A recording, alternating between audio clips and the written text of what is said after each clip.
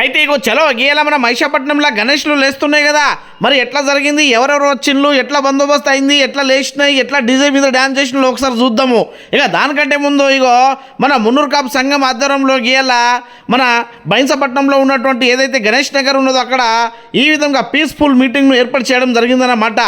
ఇక్కడ ఏర్పాటు చేసినటువంటి ఈ ఏదైతే హిందూ ఉత్సవ సమితి వారి ఆధ్వర్యంలో మున్నూరు కాపు మిత్రమండలి వారు ఈ విధంగా అందరు రాజకీయ నాయకులకు పిలుచుకొని ఎస్పీ గారికి, ఏఎస్పీ గారికి, ఆర్డీఓ గారికి, అదేవిధంగా వివిధ పార్టీల యొక్క రాజకీయ నాయకులందరికీ ఈ విధంగా పిలుచుకొని ఆడ ముందుగల్లా ఇట్లా కండువ కప్పి ఆడ గణనాథుడికి హారతి కార్యక్రమం చేయించిండ్రు.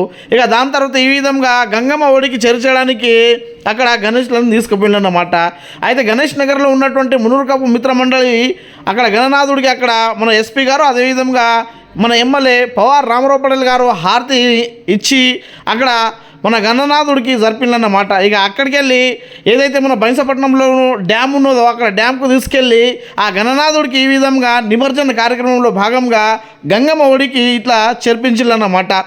ఇక ఈ కార్యక్రమంలో భాగంగా ఎస్పీ గారితో పాటు ఏఎస్పీకి అవినాష్ కుమార్ గారు, అదేవిధంగా మన ఎమ్మెల్యే గారు, అదేవిధంగా బీజేపీ నాయకులు తదితరులు ఈ కార్యక్రమంలో పాల్గొన్నారన్నమాట. అదేవిధంగా ఇంకా వివిధ గల్లీల్లో ఉన్నటువంటి గణనాథులకు కూడా మేడం గారు హారతి ఇవ్వడం జరిగింది. ఇక హిందూ బంధువులకు అందరికీ భోజనం పెట్టాలన్న ఉద్దేశంతో బాలాజీ సుత్రేవి గారు వాళ్ళకు భోజనం పెట్టడం జరిగింది. ఇక ఇప్పటికే దాదాపు 2 అయిపోయింది, 3 అయిపోయింది, 4 అయిపోయింది, సాయంత్రం 4:30-5 గంటల ప్రాంతంలో మరి ఇప్పుడు మన గణనాథుడు ఏ విధంగా ఉన్నాడో ఒకసారి చూద్దాం. ప్రతి సంవత్సరం అయితే దాదాపు ఒక 5-6 సంవత్సరాల కింద ఇక్కడ 4 గంటలకు కిక్కిరిసిన జనంతో ఉంటుండే, కానీ ఇప్పుడు మాత్రం కొద్దిగా పలచగానే జనాలు కనిపిస్తున్నారు. చలో ఆల్రెడీ ఒక 10 సంవత్సరాల కింద మనం పోయితే 10 నుంచి 15 సంవత్సరాల కింద ఇక్కడ ఫుల్ జనాలు ఉంటుండే, కానీ ఇప్పుడు పోలీసులే కనిపిస్తున్నారు. అంటే జనాలు కనిపిస్తలేరు అంటే ఉన్నారు, కానీ ఇంకా ఇక్కడ గణనాథుడికి తీసుకొని రాలేదన్నమాట. కానీ ఇక్కడ చూస్తే ఈ పిల్లోడు మాత్రము ఆశ్చర్యంగా మంచిగా చూస్తున్నాడు, ఎప్పుడు వస్తాయి గణపతులు, ఎప్పుడు వస్తాయని. ఈడ మాత్రం పోలీస్ సార్లు అందరూ బందోబస్తుతోటి ఈ విధంగా రెడీ ఉన్నారన్నమాట. అందుకే పబ్లిక్ మొత్తము ఈ టైంలో ఇప్పటికి రాలేకపోయింది. ఆడ మాత్రం ఇగో డప్పు భజనలతోటి మొట్టమొదటి గణపతి ఇక్కడ వచ్చేసిందన్నమాట. ఇక్కడ గణపతి రాగానే ఈ టైంలో ఇక్కడ దాదాపు వివిధ గ్రామాల నుంచి, పల్లెల నుంచి, వివిధ సిటీల నుంచి కూడా ఇక్కడ మన బైన్సపట్నంలో గణనాథుడికి చూడడానికి జనాలు వస్తుండే. కానీ ఇక్కడ మీరు చూస్తున్నారు చాలా తక్కువ మంది, దాదాపు సాయంత్రం 6 వస్తుంది. 6 అయినా కూడా ఇక్కడ మాత్రం పబ్లిక్ చాలా తక్కువ కనిపిస్తున్నది. ఇప్పటికే టైం 6:30-7 అవుతున్నదన్నమాట.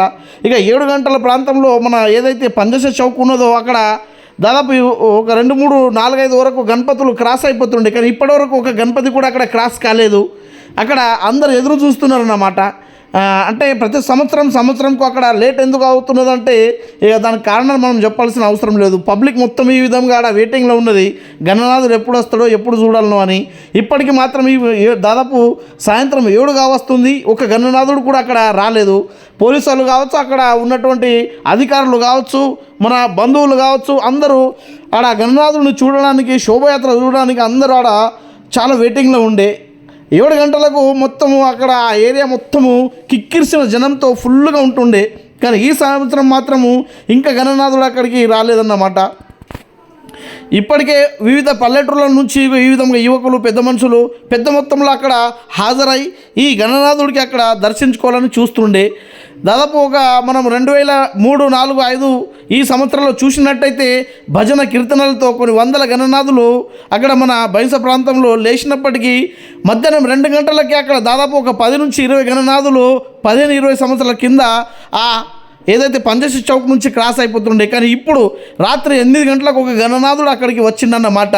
ఆ గణనాథుడు కూడా మన మిత్రులది హత్తి గణపతికి మొట్టమొదటిసారిగా అక్కడ రాగానే ఈ విధంగా ఆడవాళ్ళు అందరూ హారతి కార్యక్రమాన్ని అక్కడ ఇచ్చి మొట్టమొదటిసారిగా వచ్చేసింది కాబట్టి గణనాథుడు అక్కడ ఈ విధంగా మంచిగా పూజలను అక్కడ నిర్వహించి ఇక్కడ ఆశీర్వాదం తీసుకోవడం జరిగిందన్నమాట.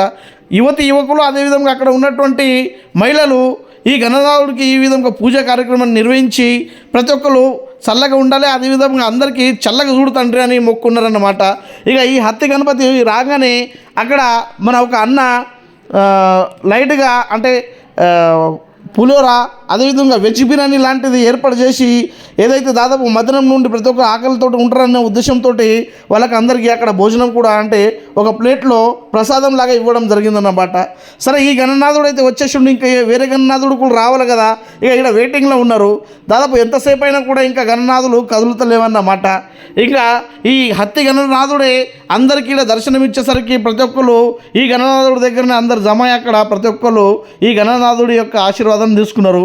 మన ఏఎస్పీ సార్ ఇక ఎంతసేపు అయింది వస్తలేవని ఏఎస్పీ సార్ వెళ్ళిన తర్వాత అక్కడ ప్రతి ఒక్కళ్ళకు కోఆపరేట్ చేయండి, ముందుకు కదిలించండి అని అంటున్నాడు.